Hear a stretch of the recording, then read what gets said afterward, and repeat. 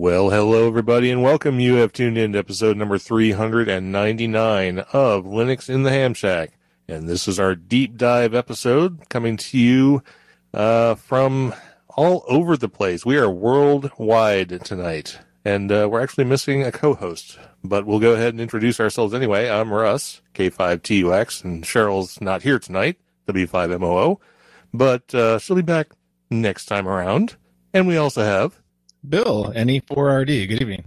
All right, very good. So, for our deep dive tonight, we have brought in a team of developers from the great country of Italy. I know at least one of them is in Milan. I'm going to assume all of them are. And we'll find out more about that in a second. But let's go ahead and tell you that we're going to be talking about a project called OpenRTX tonight, which is, well, we're going to find out what it is, actually. It's an adjunct to M17 and other amateur radio digital voice related projects. And it looks like it's really cool. So we're going to find out about it. But we're going to bring on the first, and we've been told, lead developer and inventor of the project, Niccolo, who is IU2KIN. Good evening, Niccolo. How are you guys? Thank you. Good evening to you too. Or it's a good day or whatever time zone you're in. We're going to make it feel like it's evening everywhere. Okay. Let's pretend it's evening. Yeah, let's pretend. All right. So, Niccolo, you're the one who created the project, we've been told, and you're the one who's going to be the lead developer for tonight. Why don't you tell us who else you've brought with us to talk to us about OpenRTX? Yes, definitely. I brought with me two other members of the team. We are four overall. The first one is my own twin, Federico, IU2NUO, and the other one is Sylvano, IU2KWO. So if Federico wants to say a word. Hello, thank you for having us tonight. Good evening to everyone, since we pretended that it's evening. And thank you for the invitation. Yeah, no problem. And thank you for being here tonight. It's nice to have 3/4 of the development team here tonight. So we should be able to get really down into the deepest parts of the project. So that will be real nice because that's kind of what we do here on the deep dives. And it is evening for you guys, so you don't have to pretend, right? So for the rest of us, we'll all assume that we're actually at work right now instead of doing this. But in the meantime, why don't whoever wants to talk, I'm going to let whoever wants to outline, but why don't you go ahead and give us a general, well, let's see, let's do some background. Niccolo, what are you guys' backgrounds in amateur radio and open source and stuff like that? Tell us a little bit about your history leading up to the OpenRTX project. Okay, yeah, sure. So, basically I started with open source developing and started digging into, getting acquainted with Linux and its nice features and its problem also in the university.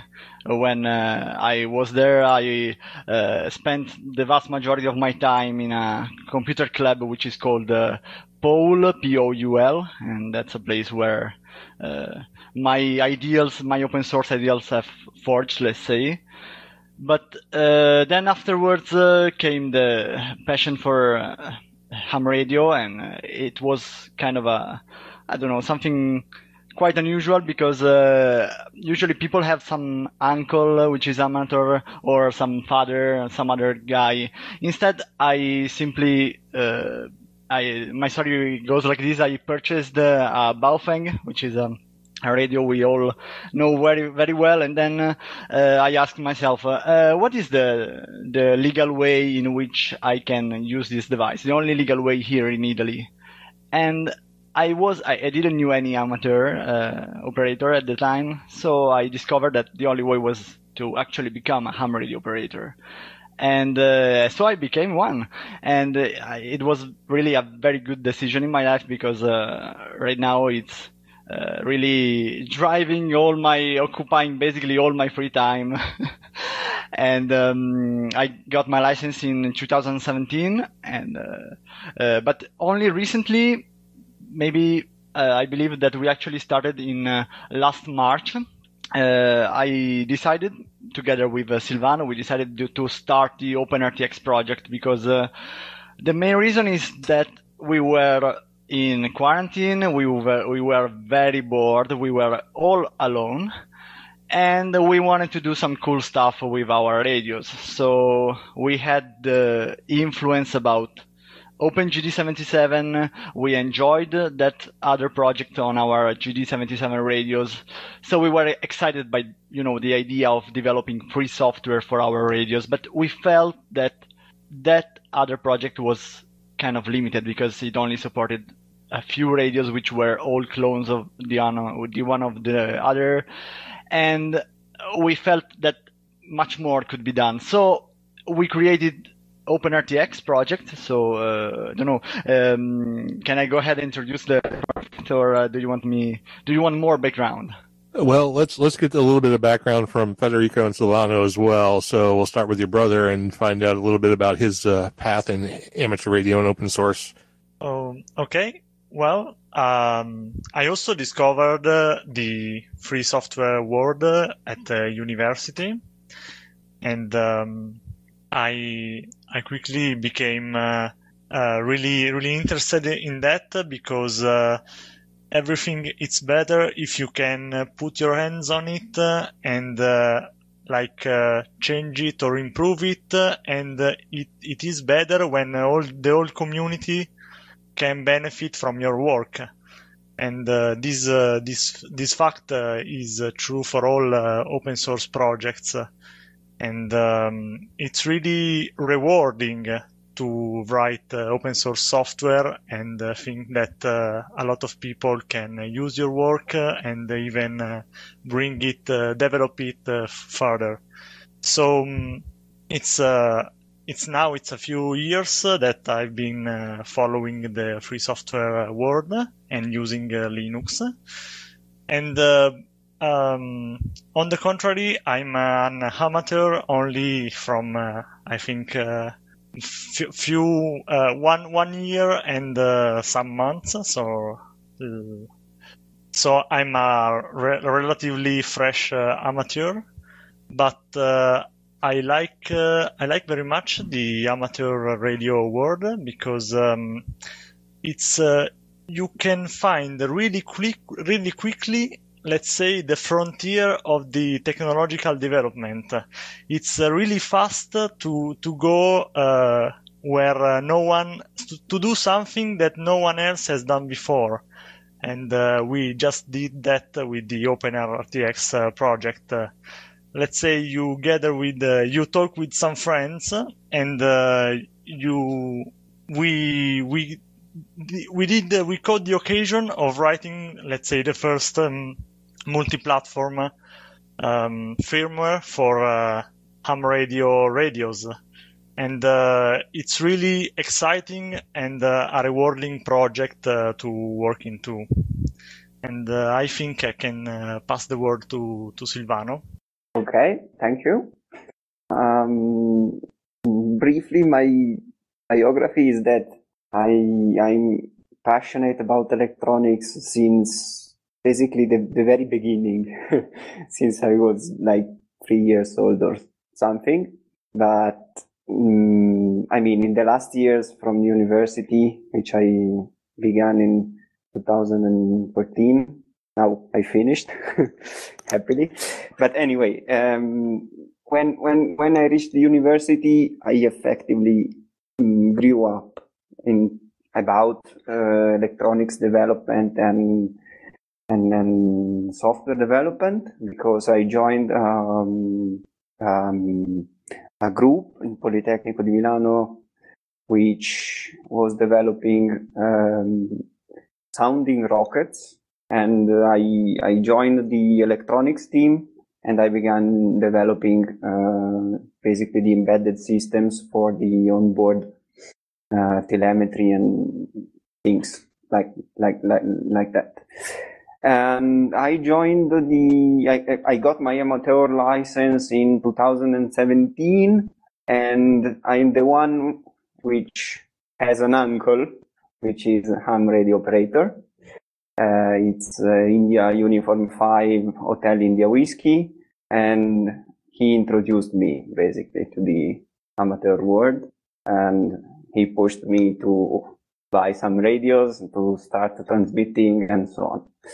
And yeah, I began with some radio activity in HF, VHF, and UHF on everything.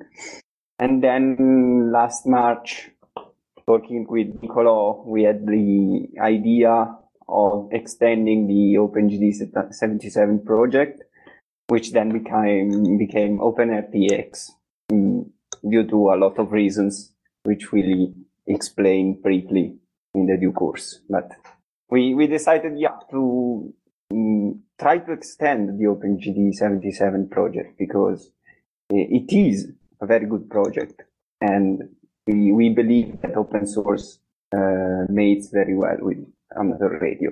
I mean, in the past, amateur radio operators were effectively building their equipment, so it's a way to regain this capability to build our equipment, I think. All right, very good. So let me come back to Niccolo here, and you guys both mentioned, you and Sylvano both mentioned the GD77 project, which is what you're spinning off into OpenRTX. So if you would, maybe describe the GD77 project a little bit, and then tell us how OpenRTX came out of that, and what you guys are doing with it, or give us an overview of that project. But start with GD77, and then kind of give us a lead into OpenRTX. Yeah, sure. So the actual the Opengd77 project, it's basically an open source firmware development effort, because for the GD77 radio, which is Chinese handy-talkie, which costs around $80. And it is a very important project because it's the first complete firmware developing effort for portable radio. Before that project, we had the possibility to run our own code, for example, on the MD380 using the MD380 tools.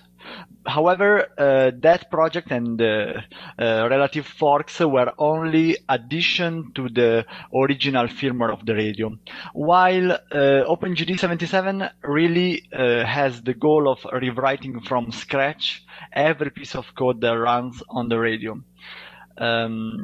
And this is very good because basically they achieved their goal. They are now a complete firmware. They run on 5 different radios which share the same hardware. And the very nice one of the nice features of that project is that they really elevate the user experience on those radios. You can tell immediately if you try the same radio with the original firmware and Opengd77. You see that apart from the greater stability, but really you see that the firmware is tailored around the ham radio user experience. It's not just built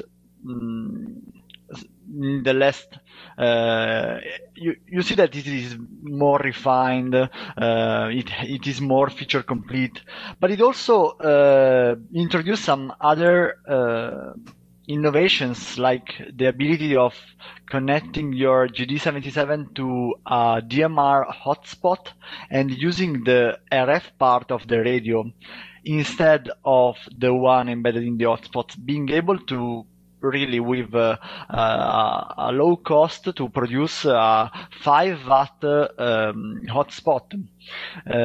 This is, I believe, it's a very nice feature. And but however, also even that project has its own limitation.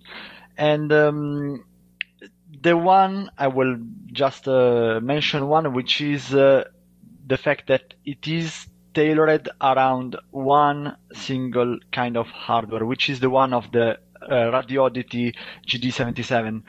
And although this, I mean, if you want to use that project, you have to buy that radio. We felt that this was a really hard limitation because, you know, we have plenty. We are amateur radio operators. We buy radios we don't need. We buy lots of radios. So we have several radios laying around, and we wonder why shouldn't we be able to run our own code even on the other radios we possessed, which shared parts of the hardware with the Opengd77 project. So what do you, I'm not sure how to ask this question, but are you guys familiar with the GD77 hardware in the sense that is it sort of tailor-made to introduce custom firmwares, kind of like the TYT projects and stuff, or products, not projects? And do you feel like, because most newer radios allow some sort of facility for firmware updates and stuff like that. Is it that the Radio Oddity radios and the TYTs sort of make it easy to do custom firmwares, or do you see this being possible on other platforms as well? Well, this is a nice question. Actually, recent developments, for example, the hacking work done on the Kenwood THD74 radio demonstrated that, which is kind of a counterintuitive things. Popular radios often do not employ any kind of secure boot, which means of firmware cryptographic signature or firmware encryption. So, although Chinese radios like the one I've mentioned, the TYT and Radio Oddity, they do not employ firmware cryptographic signature, but they actually employ some form of encryption. So, in a counterintuitive way, these Chinese radio are not the easiest target on which to run the software. Simply, they were the first which people got their hands on and started experimenting with. Because when you are trying to, poke with the bootloader, try to run your own code, there is always a risk of breaking your own device. And really, tearing apart and risking to break a $400 device is another thing with respect to trying tearing apart a $50 device. So I believe that this is the main reason for which TYT radios were the first which spawned a custom firmware developing scene. But I believe there's no theoretical limit to porting this to other radios. All right, very good. So now we might as well get into it. Tell us a little bit about OpenRTX, what the project is, and what platforms you're building it for. I know it's really early in the development.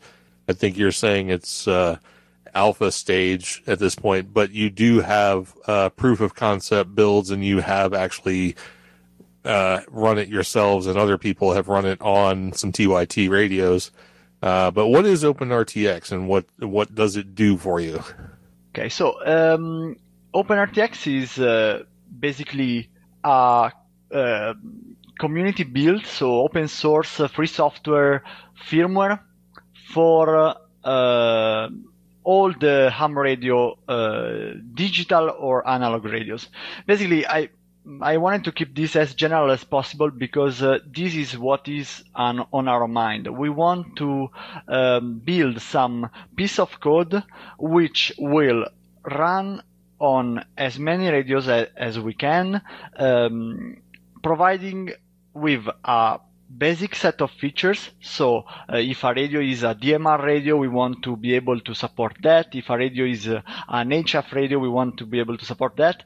But we have probably the most precious features of all, which builds on top of this, which is the ability of really experimenting at firmware level, the ability of running your own code, and the ability of trying to develop new technologies like M17, and I want to talk about that also later on.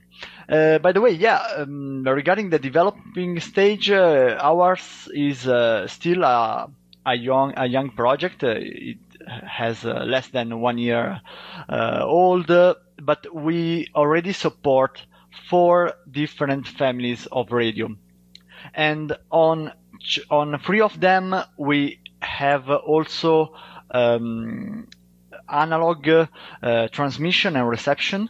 So we got to the point where you can actually use the radio as a radio and not just as a, I don't know, fancy resource constrained PDA. But basically, we now support the Titera MD380, all of the similar radios like the MD390, all the clones like the RT3. And then we also support the UV380, which is the dual band version, and all the relative clones like the RT3S. We support the GD77, and we have a beginning very, very, very, very limited support for the Titera MD9600. And you also support the GD77. I don't know if you said that. Yes, definitely. Also the GD77 and the DM1801, which is a clone of that radio. Although the mainly supported platform, so the one for which you can expect to have, let's say, the most feature-complete experience are the MD380 and the MD-UV380. But things are moving fast. We are adding the support of new radios at every release.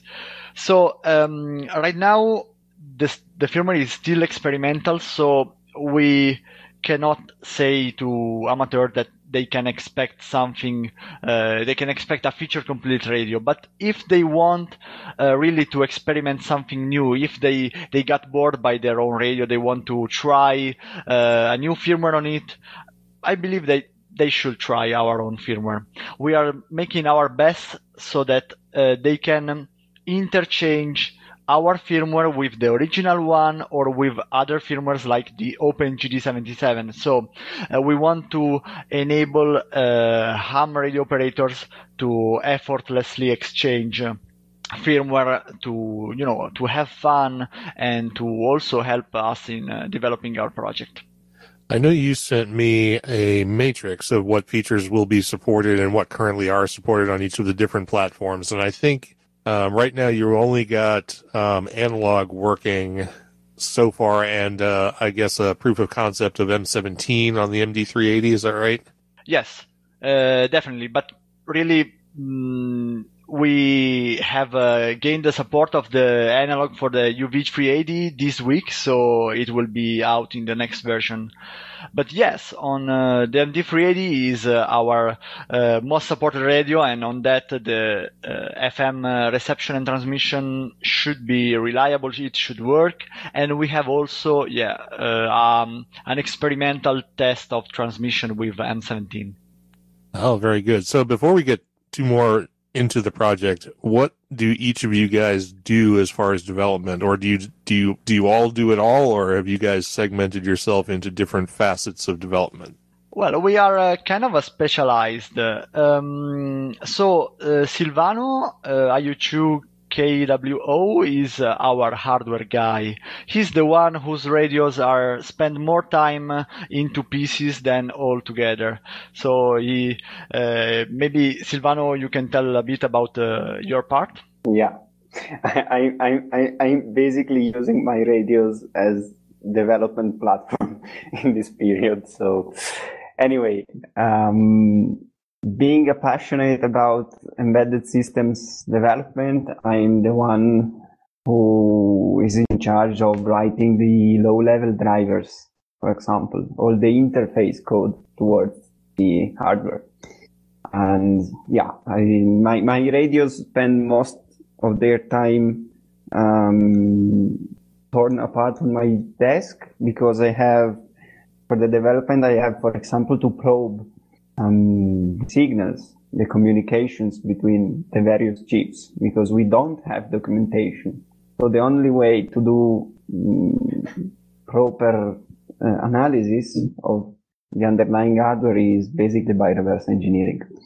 And this said, generally my job, the OpenRTX project, is low-level development. I do drivers and testing and drivers, basically.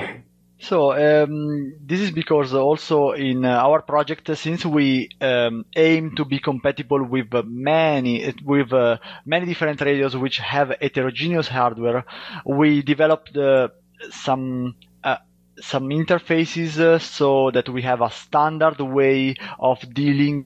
We have the biggest part of our code which is the same on all radios, and then we have some device drivers which are specific for each radio, and this allows us to reuse lots of the code and to really do a port of our code to a different radio in a reduced time.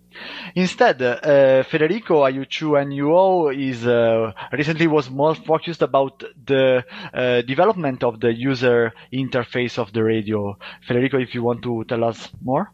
Yes, I basically developed the whole user interface, so all the menus, the graphics, and how the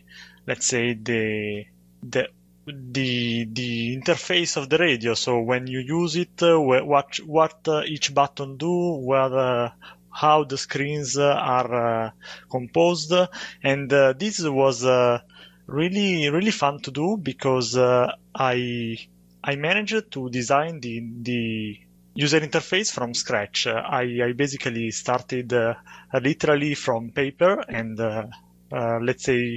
created some drawings about what I think would be a nice, functional and good-looking interface for the radio. And I'm quite satisfied of what we gained now. And an interesting thing of our user interface is that it's designed to work on different displays. If you think about at the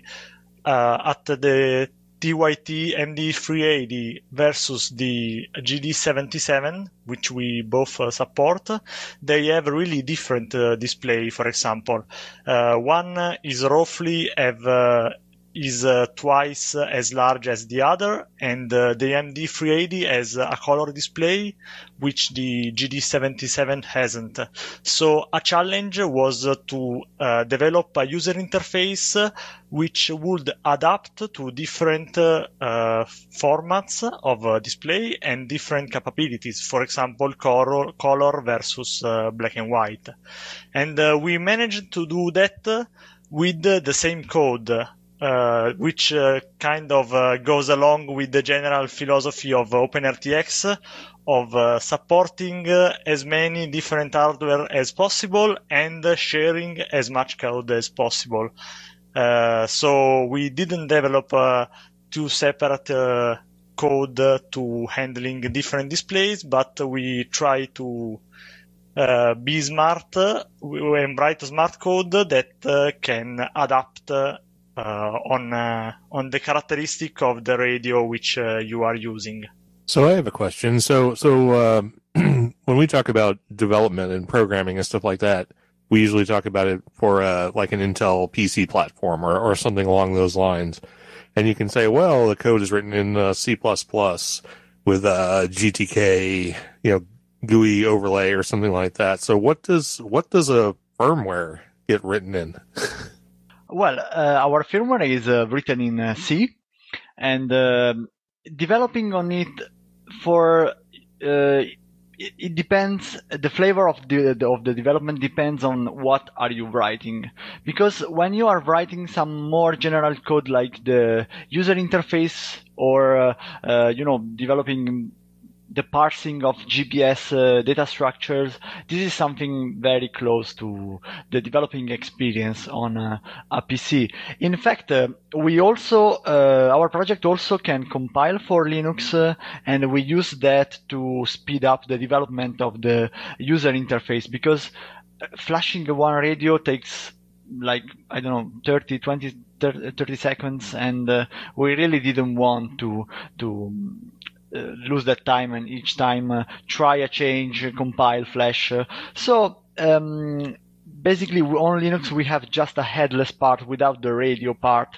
But it's complete, and we use that to have a larger screen on which to work with the user interface. But however, there are still other parts of the development, the one more related to the hardware, to the low level. And maybe Sylvano can talk a bit about that kind of the development. Yes, also the low-level modules are written basically in C, just because it was a decision we made at the beginning. Before effectively starting to build everything, we had a bit of discussion, but I mean, not in the bad sense, about which programming language to use, and we decided C to allow for a wider reachability, in some sense, from the other people in the world. But that said, the low-level drivers are basically written in C, and the real-time operating system is we are switching to a new one, which is NUO 6 named, and the operating system is for the embedded part is written in C++. So the main languages are basically C and C++. So what about the graphical part? Is that custom built, Federico? Yes, the graphical part it isn't based on any existing graphical library. It's basically written from scratch. We decided the best way was to start with to write our own function for anything that we need. So we wrote a function to write text, to write shapes, and we decided to keep the code base minimal and write everything from scratch. And it wasn't too painful, I think. Oh, that's good. How big? What kind of memory capacity do these have? How big do these firmwares are? How are they when you write them onto the device? Right now, if you compile our own firmware and you flash it on the MD380, I will take this as a reference device, it occupies the 10% of our flash space. So by enabling some compiler optimization and also by writing from scratch the, let's say, largest part which would take most space, like the graphical one, we really managed to generate a very low profile code on the space, which is good because there is some more space to embed, for example, external libraries for people to experiment with, because once you have finished the available flash, unless you are able to solder a larger one, it's game over. Yeah, absolutely. I could probably ask questions all day. Bill, you got anything? Who, me? Have anything? Yeah. No, of course not. No. I was looking at some of the other utilities you guys have as well, and I'm assuming as soon as you get like DMR support and stuff like that working in the firmware, you'll be able to also use these tools. Like what do you got? The QDMR tool. And what is there? There's a couple other ones here, isn't there? DMR config and stuff like that. Are these planned for using on the firmware as well? Yes. The support for things like writing the code plug, it's something which is really on our mind, because in the end, we want on one side to have a platform on which we can experiment with our own ideas, on which we can, for example, implement an M17 encoder or something like that. But on the other side, we really want to build something which the average amateur radio operator can use. And it's a really challenging task because, the average amateur radio operator uses Windows. So you have to think about that. And we manage that, for example, by using the same firmware packaging format as the original firmware in all of our targets. So if you download the pre-built firmware version from GitHub, you can use the original flashing tools from the radio, which they run on Windows also. You can use those to flash the radio. So right now you can flash the radio on all platforms, but also if you have a Linux or Mac, you can use a fancy tool which is called the DMR.tools. It's a website, so you can flash your radio from Chrome, which we believe it's a very nice feature. But also on the the same challenge will hold also for the code plug writing, but we are still working on that. So right now you cannot directly write a new code plug from OpenRTX, but that is something we plan to release on the next version. I do have a question that I want to go. It's kind of a step back from that question, but I want to ask it before it gets away from my head.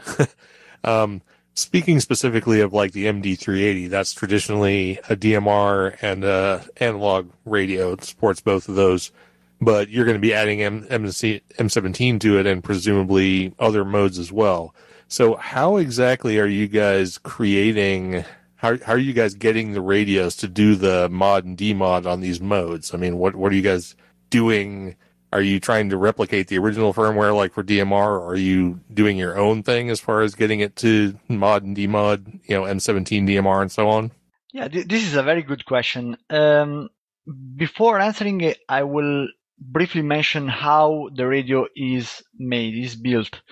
In the original firmware, the radio does DMR by using two different chips. We have the MCU, so the microcontroller, which actually just routes, it controls the peripherals, just powers on the amplifier, tunes the PLL, so it does a bit of managing stuff. But the actual encoding of DMR frames is done by a separate chip, which we will call baseband, which is custom DSP by a company named Hongruy, and that chip does everything. Like, it keeps the alignment with the DMR frames. It performs the 4 FSK digital encoding of the frames. There is still a missing bit on this scheme, which is who does the actual vocoding process. So who does the conversion from the analog voice captured from the microphone to the AMBE encoded frames. Usually in digital DMR radios, you have a dedicated chip which does that. However, in this radio, this functionality is emulated by the MCU itself. So this makes things quite complicated, because when you are transmitting, the audio does a very weird path from the MCU to the baseband, and then baseband, MCU, baseband, and then back into the RF stage. So as you can assume, something quite a complicated construction like this is not easy to repurpose. In fact, we initially thought about trying to reuse the FSK modulator of the baseband, because also M17 uses 4 FSK. However, on one side, the different parameters of the modulation, and on another side, the almost total lack of documentation on the baseband led us to a different route. So right now, what we are planning to do with M17 and what we started doing is to find a direct path from the microphone to the microcontroller, and then from the microcontroller back to the RF stage. So we want to keep as much as possible into the microcontroller. This works also the way back, so from RF to microcontroller to the speaker. We want to do that because on the MCU we have complete control, and also this allows us to be more portable to other platforms. at the cost of sacrificing a bit of the efficiency, because the MCU will never be as efficient as the baseband in encoding frames. So who is the big brain in this project that is forcing the microcontroller to do other modes that the radio wasn't built for? You have to talk with Sylvano. Yeah, I spent a good number of evenings with my scope trying to push M17 frames out. Basically, what we are doing now is we are reproducing a pre-recorded version of an M17 frame, just as it is an audio stream, and we are transmitting it in plain FM analog transmission. So actually, the M17 test is basically the MCU reproducing this audio stream and typing it to the baseband chip configured in analog mode and then transmitting. Next steps will be for sure implementing a complete M17 modulator in software to allow the transmission for arbitrary frames and also for decoding. But yeah, we have a bit of experimental activity ahead on this field. So you say I think you said the baseband was the thing that does 4 FSK. So anything that's modulated that way is possible in this radio. So could you have a radio ultimately that does, M17 DMR and fusion? Yeah. However, we are not actually using the FSK modulator of the baseband, because that one is too deeply tied to the DMR standard. So it will be really hard to reuse that modulator, and also it will be hard to properly tune the modulation to the deviation parameter which are specific of each standard. Therefore, what we are doing now is we are using the PWM output of the MCU to actually emit, let's say, the FM demodulated version of a 4 FSK, which is a sound, so an analog signal, which after being modulated in FM will look exactly like a 4 FSK modulator. And this kind of approach will enable us to virtually support any possible protocol, like the other D-Star and the ISO System Fusion P25 and XDN, whatever comes into people's mind, except for the patent problem. So the fact that all those protocols except M17, they rely on proprietary vocoding techniques. So to implement those, you need to actually obtain a license for the AMBE encoding patent. And that's a bit of a stopper, in experimentation towards other modes. This is why in our firmware, M17 support is coming before DMR support. And also because we already have DMR radios and we don't have M17 radios, so we are more biased toward that kind of protocol. That makes sense. All right, Bill, I'll send it back to you so you can ask some maybe less technical questions. I don't know. That's technical questions. Okay, let's talk about the releases, because you do use the tag to build releases on your GitHub project, and I see you got one release was just back in February. .2. When's the next release coming out? Well, we are working really hard to push the V0.3. I believe if I have to put an estimate, it will be out before 2 weeks from today. We are spending some time in that release because we are introducing the support for the persistent settings, which means that something very which we take as granted, which is the fact that when you turn off the radio and you turn that on again, you have the radio in the same state as you had before.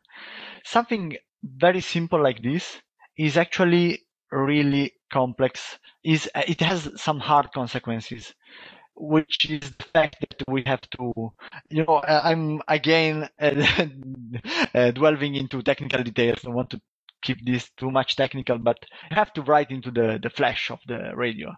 And, we really don't want amateur radios to experiment with our firmware and find that their radio is unable to boot the original firmware anymore. So we are taking our time to ensure that, for example, a proper backup of the radio is possible, which is something which right now is does not exist for all the other open firmware efforts like Opengd77. Yeah. And I see, like Russ was talking about earlier, you do have on the wiki page, the development support matrix, which kind of gives you that indication of where you're in progress at, which is in persistence and M17TX and stuff like that. So that's really useful information. So if somebody were to want to also try this out, like what would be the steps for them to, like you say, possibly back up their existing firmware and then flash it? What kind of extra tools are they going to need? Well, right now they actually don't need to back up the code plug, because right now in up to release v0.2, which is the one they can safely download from GitHub, we do not touch the flash at all. So by flashing our own firmware, they will find their own code plug, possibly correctly parsed, and so they don't need backup at all. Then afterwards, from release v0.3, we decided to implement the DFU protocol, which is the same one used by the original firmware on the MD380. And we will have to figure out, we want to create some user space tool, which hopefully will be multi-platform. Maybe Federico can tell a bit more about the backup tool. Oh, yes. The underlying protocol will be DFU, and this gives, since it's a standard protocol, if the user is a Linux user, he can use a standard tool like DFU-util, which will let you take a complete backup of the both STM32 and external flash of the radio. But our idea is we got inspired by the QMK firmware, which is a famous custom firmware for mechanical keyboards, and they ship a Windows and multi-platform tool to, let's say, flash your mechanical keyboard from Windows. And this tool also uses DFU under the hood. So our idea will be to create an easy-to-use tool which you can, let's say, connect your radio to your computer, flash OpenRTX, and our idea is that OpenRTX the radio will suggest, before starting the actual firmware, will suggest you with a screen to take a backup and point you to the link with the instructions. So we really wanna be on the safe side with this flash modification stuff, because each one of us already managed to let's say corrupt the internal flash. So we want to be sure the user don't do that even by mistake. Yeah, that's something definitely you'd want to prevent happening. Nothing like putting something on there and bricking your device right away. The love of doing that to a cell phone comes to mind. So I also see you guys are actively using the issue tracker inside of GitHub as well for the project. So if people are experimenting with this and notice anything, they should report issues there. Definitely.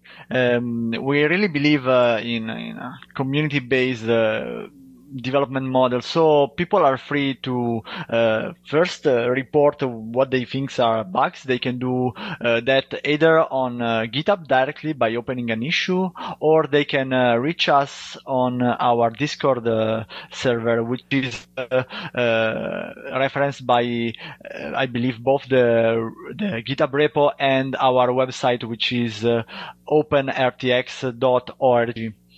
So, but we also we also listen to feature suggestions, and really we want to push that also, because having the ability to run your own code on your radio opens so many possibilities. So if any of the listener of this podcast has some weird ideas which can only be possible by, running your own code on the radio, please speak up and either open an issue or come talk on Discord. Cool. That's really good. Did you want to, Russ, at this point, share everywhere that these guys can be contacted, or? Well, I'm not done with the interview yet. I have one more question. Oh, well, let's go to your question. Well, my question is, if someone downloads this firmware and writes it onto their device and powers it up, what do they see? Well, they will see a very fancy boot screen with our logo on it. So this is the first thing that they will see. And after that, they will see the interface that Federico built. And, we have the goal of making an interface which kind of self-explains by itself. So this is because we have not enough time, let's say, to build a proper documentation. We are still in the early development stage. We should do that, we know. But yeah, so it will see a boot screen, and then they will be brought into memory mode, which will list the first channel that is found on their code plug, and they will be able to switch back and forth from memory to VFO mode. But really, just flashing the radio and pressing random buttons will give you quite an immediate feedback on the whole user experience. And we really encourage people to do that, because right now flashing the firmware should be safe, so you should be able to not to break your radio by doing so. So really, all the people have to do is to go on our GitHub page to download the release firmware for their own radios and use their favorite tools, either the OEM ones or the one we provided, like a radio tool, to flash the firmware. And then from then, they could, for example, try to use the FM mode on the MD390. We support repeaters, we support CTC SS encoding, so analog FM usage of the radio would be already possible. Also, we have support for the GPS. So right now, we plan to add APRS support to that, but right now, your radio can be a handy GPS positioner. All right. Well, let me ask one final thing before we get to our normal final question. And that is and I know I'm asking you to see into the future, but if you took an MD380 right now and it's what its capabilities are for doing DMR and analog and all that stuff, and its completeness, whether you're using the stock firmware or MD380 tools, at what point do you see an MD380 running OpenRTX to have the same functionality that a 380 has today? Well, I believe that that point could, the exact level of feature completeness probably could be reached in a year. Taking things very conservatively, because we plan to first support M17 and afterwards DMR. But really, in a year from now, it probably should be on par with the original firmware. But it will not be on par, because when we will reach that point, so to have a superset of the features of the original firmware, we will already have probably APRS support, M17 support, and other cool stuff as well. We are very, we want to push the idea that this is a firmware for experimenting, for playing. This is our main goal. We want also to be the firmware to be a daily driver, to be something which you can rely on, something which you can use every day. But the main goal will be to do nice stuff. So DMR will come later. Okay, very good. That sort of answers my question. But you're saying, well, within a year you should see some real feature completeness, and you'll probably be into a beta or an actual release by then. Yes, definitely. Probably we will switch to the beta tag when we have all the green dots in our feature metrics, and that includes also DMR. All right, fantastic. So the last question we normally ask when we're doing an interview like this is, what question didn't we ask, or what other topics didn't we touch on that you guys would like to tell us about the OpenRTX project that we somehow have forgotten about? Well, I will start and then pass along the word to the other team members. I believe that we haven't talked enough about OpenRTX and M17, because probably, I mean, we at the beginning this was not something we thought about, but when I knew about the M17 project, really, I saw our two projects. I knew that our two projects would go along very well. This is because really having such an experimental protocol like M17 on cheap hardware, it's this explosive combination that will enable a mass adoption of some experimental new protocol like M17. But this, I believe, won't stop with M17, because in the end, having the possibility of running your own code onto some platform is the key enabler for many different projects. So I see in the future that as our popularity as a project will grow, and as many people who has innovative and groundbreaking ideas will discover about our platform, then other unimaginable things will be possible. Maybe Federico, you want to add that a question which wasn't asked?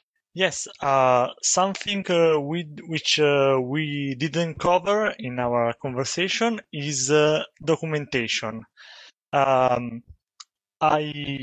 I really think documentation in the sense that of having information about a radio you buy.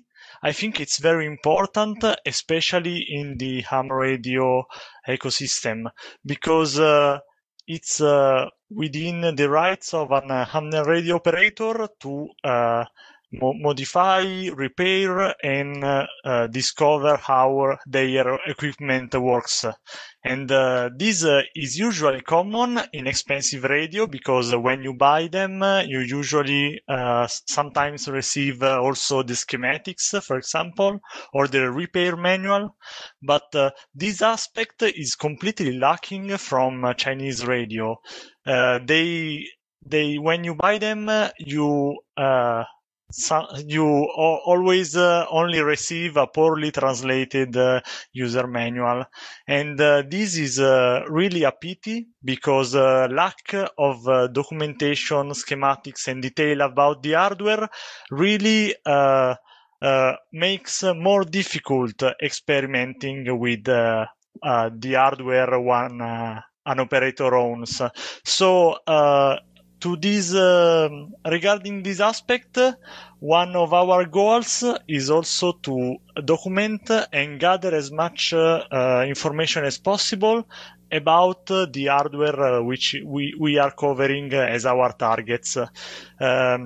To this intent, we are using our website openrtx.org to gather and, let's say, publish all these schematics we can find about Chinese radios we currently target, because we want to make more available the documentation so more people can experiment with these devices and know them better.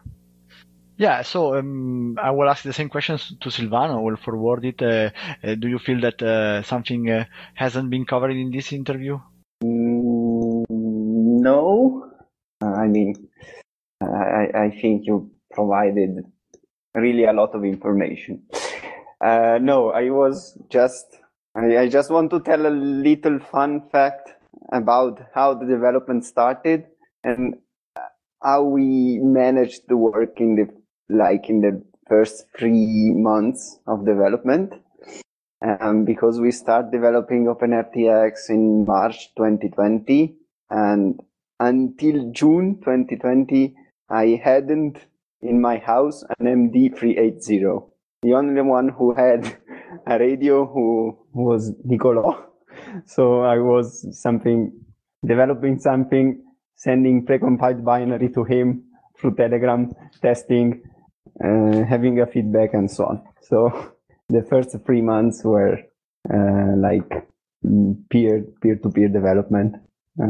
Just because we were in lockdown, and I was so stupid not to bring with me an MD380. so we had to do like distance development. Anyway, going back to serious mode, just to complement what Federico said, just a little thing more is that on our GitHub page we have a dedicated repository for external documentation, which is chipset documentation, schematics, whatever.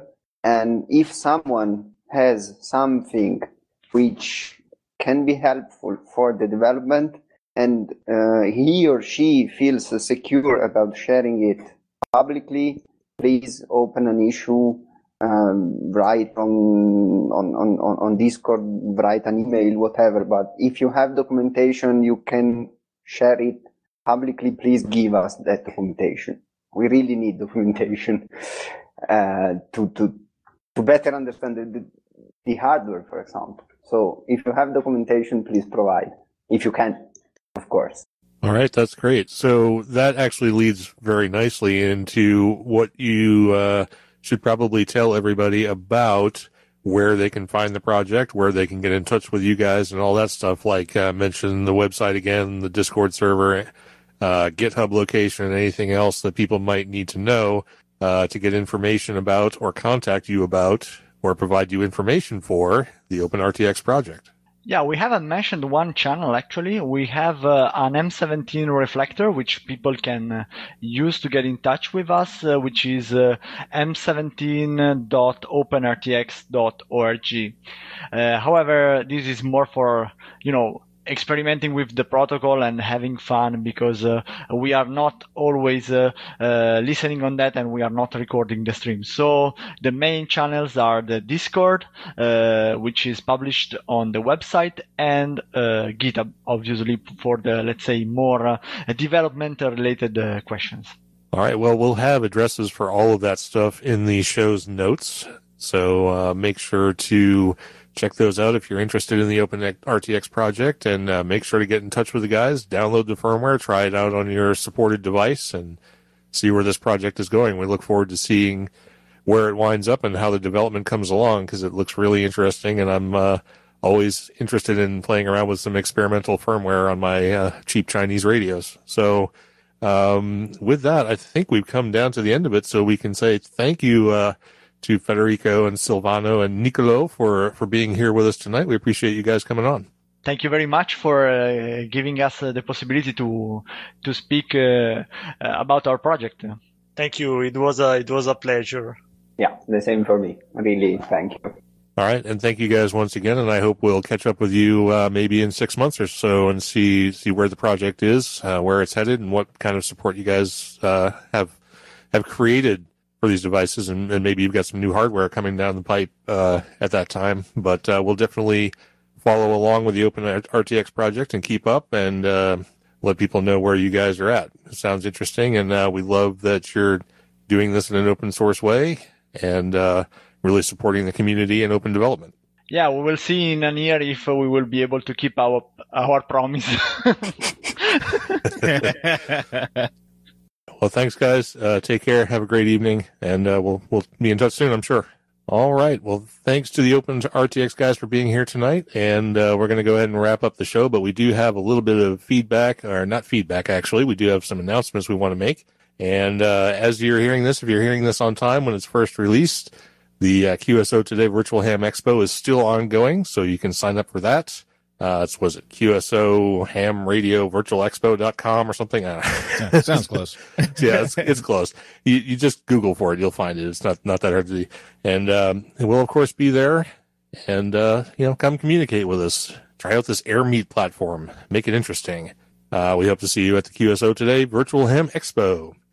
And then, Bill, you want to cover the Storm Spotter classes? Cause, Cheryl normally covers this, but she is not here today. Sure, no problem. Yeah, this is the Storm Spotter classes we've mentioned in the past. It's still ongoing. This is the National Weather Service Forecast Office in St. Louis is offering free virtual spotter classes to prepare for the heart of severe weather season.